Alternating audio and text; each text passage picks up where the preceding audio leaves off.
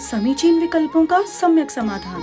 सुनिए परम पूज्य श्रमण श्री सुप्रभ सागर जी महाराज के मुखारबिंद से YouTube चैनल सुप्रभ उवाच पर शुभाशीष परम पूज्य श्रमणाचार्य 108 श्री विशुद्ध सागर जी महाराज। सानिध्य श्रमण सुप्रभ सागर जी महाराज, श्रमण प्रणत सागर जी महाराज। पुणे आर्जक श्री रविंद्र जयश्री, कुमारी परिणा गहाणकर अमरावती, 100 मोक्षता राजस डोन गावकर औरंगाबाद। ओम नमः सिद्धेभ्यः। नमो नमः सत्हितंकराय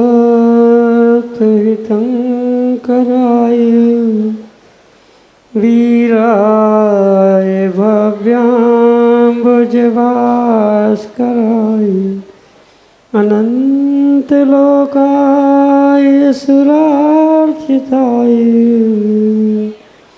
देवादिदेवाय नमो जिनाय देवादिदेवाय नमो जिनाय। अनंत अनंत सिद्ध परमेष्टि भगवान की परम पूज्य आचार्य भगवंत गुरुवर विशुद्ध सागर जी मुनि महाराज की, परम पूज्य मुनि श्री सुप्रभ सागर जी महाराज की, 3 कम 9 करोड़ महामुनि राजाओं की समीचीन विकल्प सम्यक समाधान।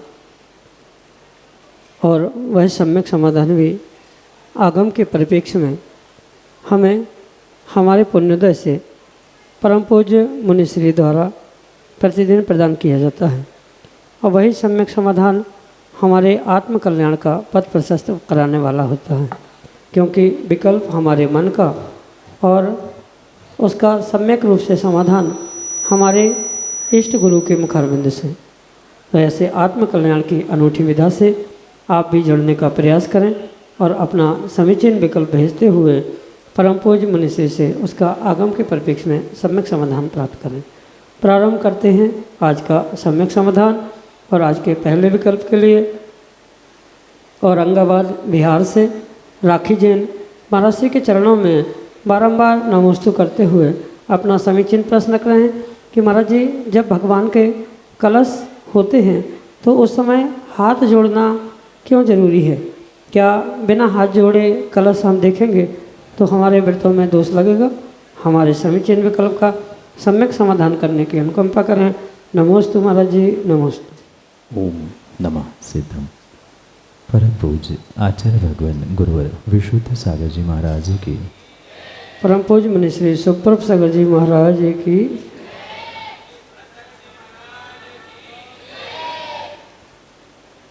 सच्चे देवशास्त्र गुरु की जब भी एक श्रावक भक्ति आराधना पूजा पाठ आदि करता है, उस समय पर ये परम आवश्यक है कि वह श्रावक पूर्ण रूप से अपने शरीर से भी कायिक विनय का प्रदर्शन करे।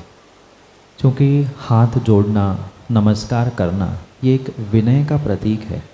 तो विनय करने के निमित्त से ही अभिषेक कर देखते समय, पूजा पाठ करते समय, स्तोत्र पाठ आदि करते समय प्रत्येक व्यक्ति को, श्रावक को हाथ जोड़ते हुए ही अभिवादन मुद्रा में ही विनय पूर्वक बैठने की आवश्यकता।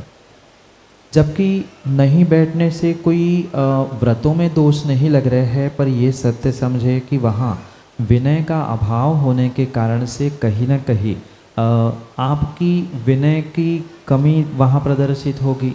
जो विशेष पुण्य आपको वहाँ प्राप्त होने की संभावना है, वह विशेष पुण्य शरीर का मतलब जो काय योग है उसको शुभ ना करने से कुछ हद तक पुण्य की जगह आपको, अगर विपरीत मुद्रा में बैठे हैं, मतलब हाथ जोड़कर बैठने की जगह अन्य किसी मुद्रा में बैठे हैं, हाथ से कुछ अन्य कार्य चल रहे हैं, अनर्थ दंड चल रहा है, तो स्वाभाविक सी बात है वहाँ पर आपको दोष लगेगा, पाप लगेगा। इसलिए जो ये व्यवस्था बनाई है कि जब भी देवशास्त्र गुरु से समीप पहुँचे उनका अभिवादन करें, उनकी भक्ति करें, स्तोत्र पाठ आदि करें, अभिषेक देखें, तो नियम से हाथ जोड़कर ही वहाँ विनय पूर्वक बैठने की आवश्यकता है। जितनी विनय शरीर से, जितनी विनय मन से, जितनी विनय वचनों से होगी उतना ही विशेष कर्मों की निर्जरा और पुण्य प्राप्ति का साधन वहाँ प्राप्त होने की संभावना है। यही आपके लिए सम्यक समाधान। सक्षम जेल गाड़रवारा मध्य प्रदेश से अगले समीचीन विकल्प। नमोस्तु महाराज जी, नमोस्तु महाराज, नमोस्तु महाराज जी। अभी आपने उस दिन प्रवचनों में कहा था, बार बार कहा कि चरित्र नहीं मैं चारित्र बोल रहा हूँ, नहीं चारित्र नहीं मैं चरित्र बोल रहा हूँ, चारित्र नहीं मैं चरित्र बोल रहा हूँ। तो महाराज जी इन दोनों में डिफरेंस क्या है, ये समझ में नहीं आया, शंका का समाधान कीजिए। नमोस्तु महाराज जी। चरित्र कैरेक्टर को कहते हैं जो एक अंतरंग गुणों के समूह के रूप में प्राप्त होता है, वह कैरेक्टर या चरित्र के रूप में कहा जाता है। और वही जो 13 प्रकार का चारित्र महाव्रतों के रूप में मुनिराज आदि के लिए कहा जाता है, श्रावकों के लिए जो अणुव्रतों के साथ यानी 12 जो उनके व्रत कहे जाते हैं उन्हें चारित्र कहा जाता है। इसलिए भले ही शब्दों में मात्र एक रेखा का ही अंतर है चारित्र और चरित्र में, पर फिर भी उसमें ज़मीन आसमान का अंतर है। व्यक्ति की स्वयं की सोच क्या है, वह कितने सभ्य व्यवहार से जीता है, उसकी भावना कितनी निस्वार्थ है, सभी जीवों के प्रति दया है कि नहीं, उसको अपने आप पर कॉन्फिडेंस है कि नहीं, ये सब कुछ समझना, ये सब कुछ प्राप्त करना, ये कैरेक्टर कहा जाता है, चरित्र कहा जाता है। और वही जब उसे महाव्रतों के रूप में या अणुव्रतों के रूप में कहा जाता है कि हिंसा, झूठ, चोरी, कुशील, परिग्रह, इन पापों से बचते हुए अपनी रक्षा करो, पापों से दूर होना, ये जहाँ कहा जाता है वह चारित्र के रूप में कहा जाता है, जो कि बड़े रूप में मतलब मुनिराजों के लिए 13 प्रकार का और श्रावकों के लिए अणुव्रत के रूप में 12 प्रकार का जो व्रत कहे गए हैं वे चारित्र के अंतर्गत आते हैं। और उसके अलावा जो जैसे उस दिन कक्षा में कहा था कि गणों का जो समूह है कि हम किस प्रकार से जीवन में बर्ताव करें, क्या हमें करना चाहिए, क्या नहीं करना चाहिए, ये सब कुछ समझना विवेक के साथ उसे कैरेक्टर या चरित्र कहते हैं। सभ्यता जिसे कहा जा सकता है, व्यवहारिक ज्ञान जिसे कहा जा सकता है, ये कैरेक्टर चरित्र है। और चारित्र महाव्रत अणुव्रत रूप हुआ करता है। यही दोनों में अंतर आपके लिए सम्यक समाधान से। वेदांग हर्षुल्ले वासिम महाराष्ट्र से अगले समीचीन विकल्प। द्वय मुनिराजों के चरणों में बारंबार नमोस्तु। गुरुदेव, मेरा समीचीन विकल्प है कि पूर्वाचार्यों में और वर्तमान आचार्यों में क्या अंतर है और इनके 36 मूल गुण होते हैं क्या? नमोस्तु गुरुदेव, नमोस्तु। जो मुनिराज स्वयं पंचाचार का पालन करते हुए दूसरों को पंचाचार का पालन करवाते हैं, दीक्षा शिक्षा देना ये जिनका मुख्य कार्य होता है, ऐसे 36 मूल गुण के धारक मुनिराजों को ही आगम में आचार्य भगवान आचार्य परमेष्ठी कहा जाता है। इसमें ये विकल्प करने की आवश्यकता नहीं है कि पूर्वाचार और वर्तमान आचार में क्या अंतर हो सकता है। दोनों भी आचार भगवान ही हैं, दोनों के 36 मूल गुण होते हैं, दोनों ही पंचाचार का स्वयं पालन करते हुए दूसरों से पालन करवाते हैं।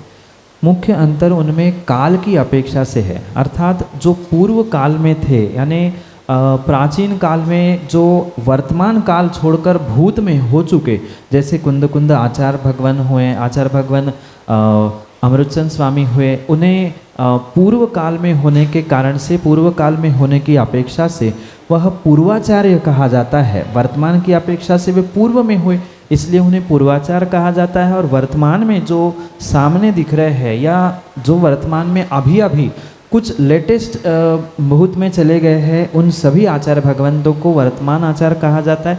मात्र काल की ही अपेक्षा से उसमें अंतर है, अन्य किसी प्रकार से उनके गुणों में, उनके पंचाचार आदि के परिपालन, संघ आदि की परिपाटी की अपेक्षा से उनमें कोई अंतर नहीं है। यही आपके लिए सम्यक समाधान। बानपुर उत्तर प्रदेश से श्रवण जैन अगले समीचीन विकल्प। दोनों महाराज जी के चरणों में त्रैवान नमोस्तु नमोस्तु नमोस्तु।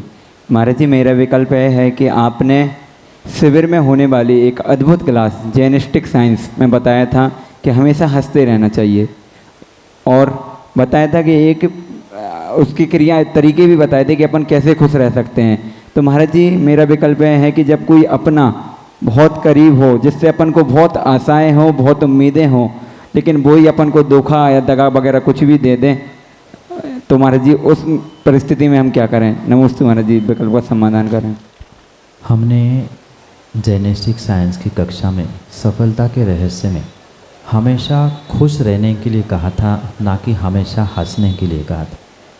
हंसते रहना अलग बात है और खुश रहना अलग बात है। खुश रहने के लिए हमें अपने आप पर आत्मविश्वास होने की आवश्यकता है। कितनी ही विपरीत परिस्थिति क्यों ना आ जाए, पर विपरीत परिस्थिति भी मेरे ही कारण से मुझे प्राप्त हुई थी। जो मुझे परेशान कर रहा है, जो मुझे विघ्न कर रहा है, जो मुझे पुनः पुनः तकलीफ़ दे रहा है, वो भी निमित्त मात्र और मात्र पिछली पर्याय में मैंने किए गए कर्तुति का ही फल है।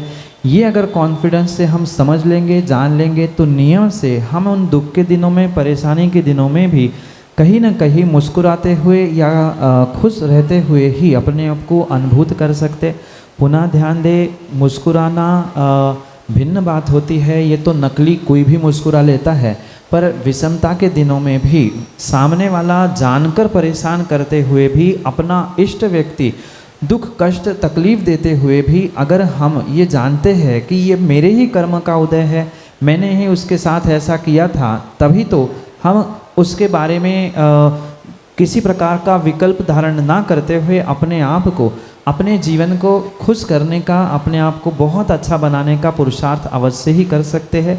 इसलिए ध्यान रखें कि कोई भी करीबी व्यक्ति अगर आपको तकलीफ़ दे रहा है तो वो गलती उसकी नहीं है, आपकी ही गलती है, भले वर्तमान की नहीं, अपितु भूत में आपने उसे परेशान किया था। आज वो आपका करीबी बनते हुए दुख दे रहा है। पुनः उसके बारे में अगर हम अशुभ सोचेंगे, उसको दुख देने के बारे में सोचेंगे, तो नियम से आने वाले समय में, मतलब अगली पर्याय में आप उसे दुख दोगे, उसकी अगली पर्याय में वो पुनः आपको तकलीफ देता रहेगा। यही संसार का चक्र चलता रहेगा। इसलिए ऐसे समय में विपरीतता को भी जानते हुए ये निर्णय करें, ये विपरीतता मेरे ही कारण से आई है, दूसरे किसी के कारण से नहीं।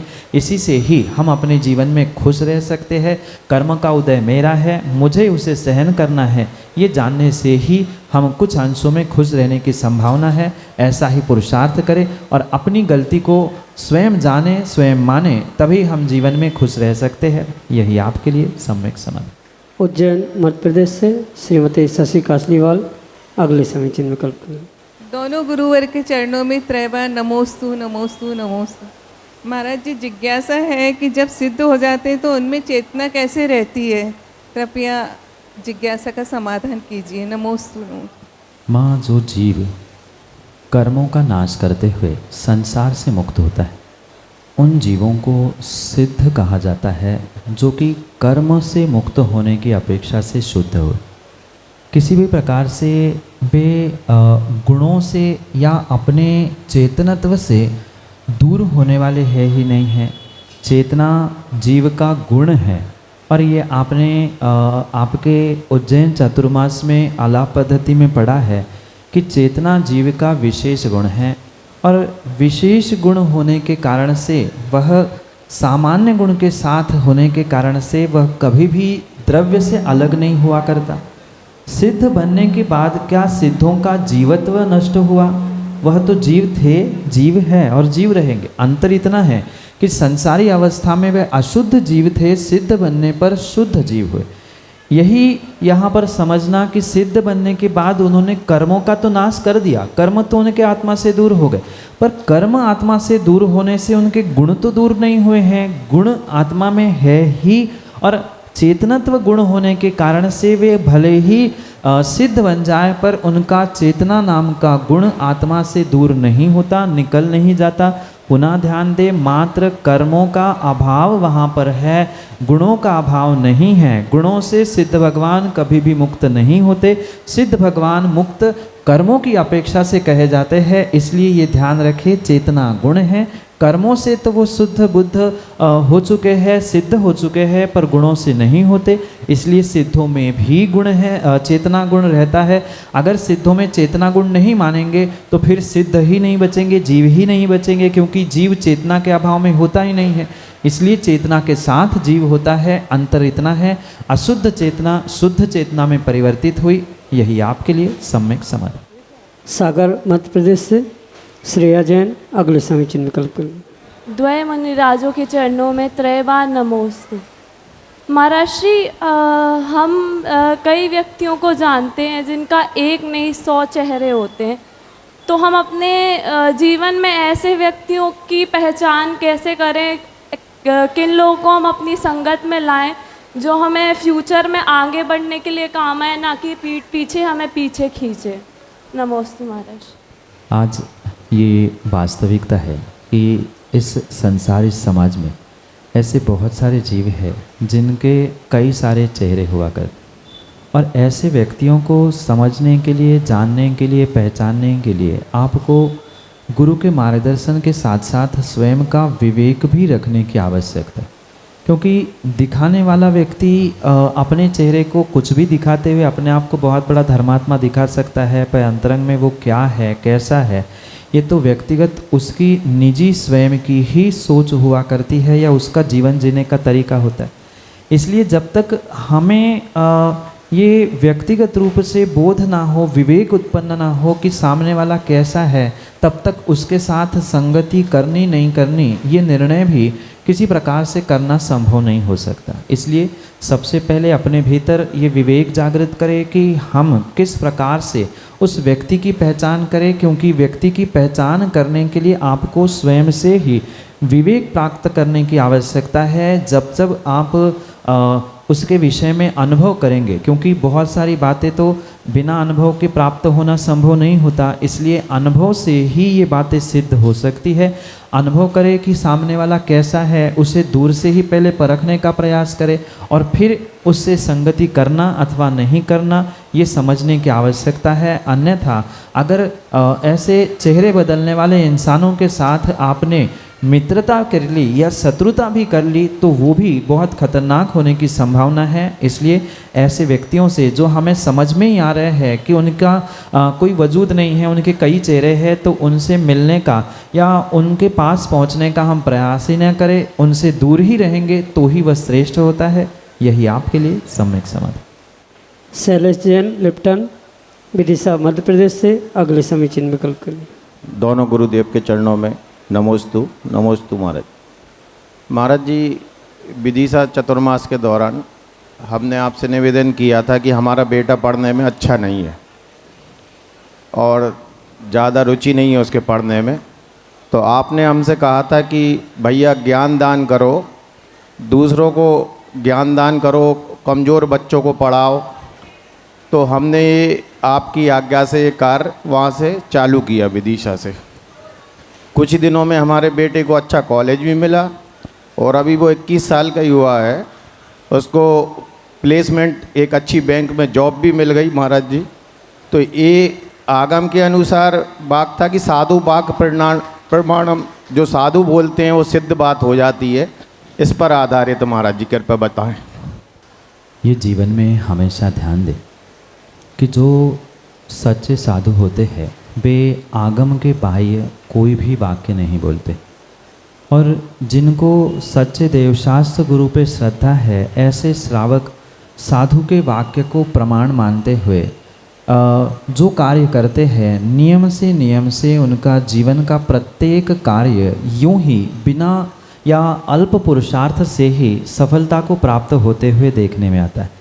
कहने का तात्पर्य यही है कि जो आपने सुना था ज्ञान के विषय में, ये तो कर्म सिद्धांत है कि कहीं न कहीं ज्ञानावरणी कर्म के क्षयोक्षम को अगर श्रद्धापूर्वक ठीक करने का प्रयास ज्ञानदान से किया है तो नियम से व्यक्ति का वह क्षयोक्षम स्वयं के परिवार आदि जनों का वृद्धिंगत होते हुए देखने में आता है, जो कि आपके जीवन में, आपके परिवार के जीवन में प्रैक्टिकल होते हुए आपने स्वयं अनुभूत किया।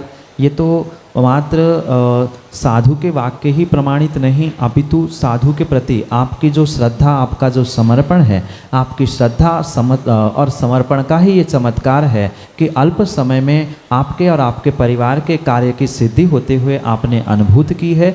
ये आगम के अनुसार साधुओं का वाक्य प्रमाणित तो है ही, पर साथ में उनके प्रमाण के साथ साथ स्वयं की श्रद्धा जहाँ मजबूत होती है, वही ऐसे अल्प समय में, अल्प काल में चमत्कार होते हुए देखे जाते हैं। इसलिए जो आगम में लिखा हुआ है उसे जाने, पहचाने और गुरु के प्रमाण से उसे स्वीकार करते हुए जीवन में उतारने का प्रयास करें। अवश्य ही जीवन में हर कार्य में सफलता मिल सकती है। यही आपके लिए सम्यक समझ। सागर मध्य प्रदेश से महिमा जैन अगले समीचीन विकल्प के लिए। गुरुर्ब्रह्मा गुरुर्विष्णु गुरुर्देवो महेश्वरा गुरुर्साक्षात् परं ब्रह्मा तस्मै श्री गुरुवे नमः।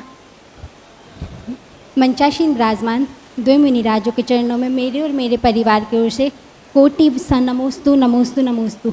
हे गुरुदेव, मेरा प्रश्न है, श्रावक के जो 6 आवश्यक कार्य होते हैं उनमें से देव दर्शन सब प्रमुख मानते हैं ऐसा, तो देव दर्शन करने की उचित विधि क्या है और ऐसी मतलब उचित विधि क्या है जिससे उसको पूरा लाभ हो सके। नमोस्तु गुरुदेव, नमोस्तु नमोस्तु। श्रावकों के षडावश्यकों में देव पूजा आता है, ना कि देव दर्शन आता।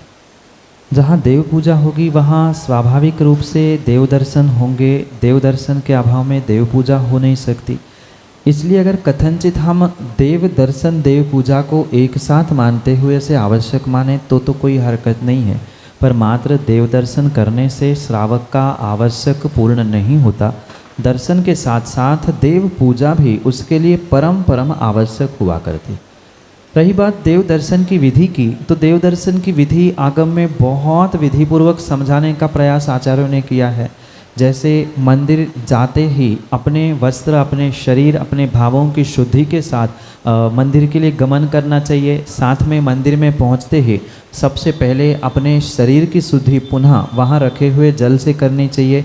मतलब अपने हाथ, अपने पैर, अगर मुख झूठा है, पानी कुल्ला आदि करने की व्यवस्था है तो मुख की भी शुद्धि करते हुए ही मंदिर के दरवाजे तक प्रवेश करना होगा। जैसे ही मंदिर के दरवाजे पर आप पहुँचे, वहाँ सबसे पहले निस्सय ही इन 3 शब्दों के द्वारा दहली का स्पर्श करते हुए अंदर प्रवेश करना चाहिए। क्योंकि दहली उस 9 देवताओं में से एक जो जिन चैत्यालय है उसमें हम प्रवेश कर रहे हैं, तो वहाँ पर वह एक विनय के रूप में, 9 देवता की विनय के रूप में, एक सम्मान के रूप में दहली का स्पर्श करते हुए मैं मंदिर में प्रवेश कर रहा हूँ। कसायों से विरक्त होते हुए मैं प्रभु के दर्शन करने पहुँच रहा हूँ। ये वहाँ पर ध्यान रखते हुए निश्चय ही कह के अंदर जाना। सबसे पहले प्रभु को वंदन करते हुए 3 प्रदक्षिणा, कम से कम 3 प्रदक्षिणा, और 3 प्रदक्षिणा देने के उपरांत गवासन से बैठकर प्रभु को माथा टेकना, वंदन करना। और इतना ही नहीं, अगर समय है तो समय के अनुसार जो भक्तियाँ कही गई है प्रभु की, वह भक्ति करना। या समय नहीं है, अल्प समय है, तो कम से कम 9 बार नमोकार पूर्वक कायोत्सर्ग करते हुए भगवान के मुखमंडल को और भगवान के मुखमंडल के साथ उनके सर्वांग से प्राप्त होने वाले उपदेशों को वहाँ ग्रहण करना। और साथ ही ये भी ध्यान रखें कि भगवान के दर्शन करते जाते समय किसी प्रकार से खाली हाथ नहीं जाया जाता है। जो हमारा सामर्थ्य, जैसी जितनी सामर्थ्य है, उस सामर्थ्य के अनुसार ही वहाँ भगवान को समर्पित करने के लिए फल, अष्टद्रव्य, श्रीफल या अन्य जो भी सामग्री संभव है वह लेकर वहाँ पहुँचने की आवश्यकता है। भगवान की समय होने पर स्तुति करना, वंदना करना, 24 तीर्थंकर भगवान की या किसी एक भगवान का स्तोत्र पाठ आदि करना, ये भी दर्शन की विधि हो सकती है। और पुनः लौटते समय अस्से ही करते हुए मंदिर से पुनः लौटना। अगर मंदिर में घंटा आदि की व्यवस्था है तो प्रवेश करते समय भी घंटा नाद करते हुए उसकी सकारात्मक ऊर्जा को ग्रहण करते हुए मंदिर में पहुंचने का प्रयास किया जाता है। कई स्थानों पर लौटते हुए भी घंटा नाद करते हुए लौटने की व्यवस्था है। तो जितना अधिक करे उतना विशेष फल हम वहाँ पर प्राप्त कर सकते हैं। यही आपके लिए सम्यक समाधान। समीचीन विकल्पों का सम्यक समाधान सुनिए परम पूज्य श्रमण श्री सुप्रभ सागर जी महाराज के मुखारबिंद से। YouTube चैनल सुप्रभ उवाच पर शुभाशीष परम पूज्य श्रमणाचार्य 108 श्री विशुद्ध सागर जी महाराज। सानिध्य श्रमण सुप्रभ सागर जी महाराज, श्रमण प्रणत सागर जी महाराज। पुणे आर्जक श्री रविंद्र जयश्री, कुमारी परिणा गहाणकर अमरावती, 100 मोक्षता राजस डोन गावकर औरंगाबाद।